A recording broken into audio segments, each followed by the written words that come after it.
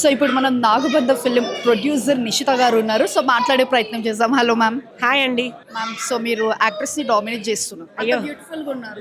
Thank you so much. Thank you so much అండి. Okay ma'am, చెప్పండి.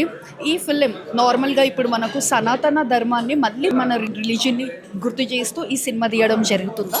అవునండి, ఇది ఒక మైథలాజికల్ ఫిల్మ్ అండి.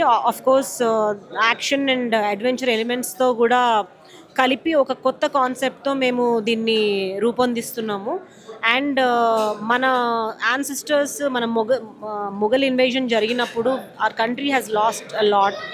సో మన యాన్సిస్టర్స్ చేసిన సాక్రిఫైసెస్, వాళ్ళ రెసిలియన్స్, అదంతా మన ఫ్యూచర్ జనరేషన్స్కి చెప్పే ప్రయత్నమే ఈ నాగబంధం. సో ఇప్పుడు మన అనంత పద్మనాభ స్వామి అట్లానే శివయ్య అనే ప్రెజెన్స్లో ఈ ఫిలిం ఉందా?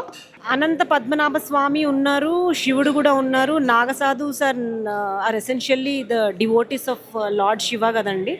సో వాళ్ళ job is to protect all the temples.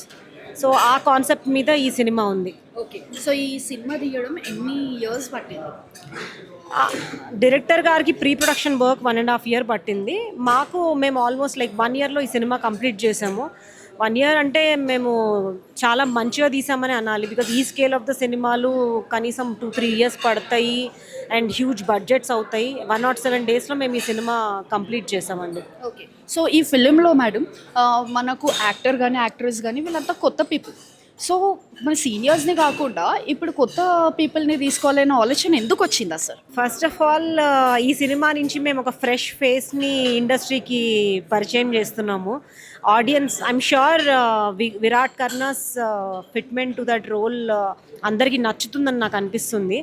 And ఈ స్టోరీ అనేది మేము ఏ స్టార్ని ఉద్దేశించి రాసింది కాదండి. ఈ స్టోరీ ఫస్ట్ ఇలాంటి ఒక సినిమా తీద్దాం అనుకున్న తర్వాత రైట్ ఫేస్, రైట్ బాడీ ఎవరిది అనుకున్నప్పుడు దాంట్లో విరాట్ కర్నా నచ్చి మేము తన్ని పెట్టుకున్నాం.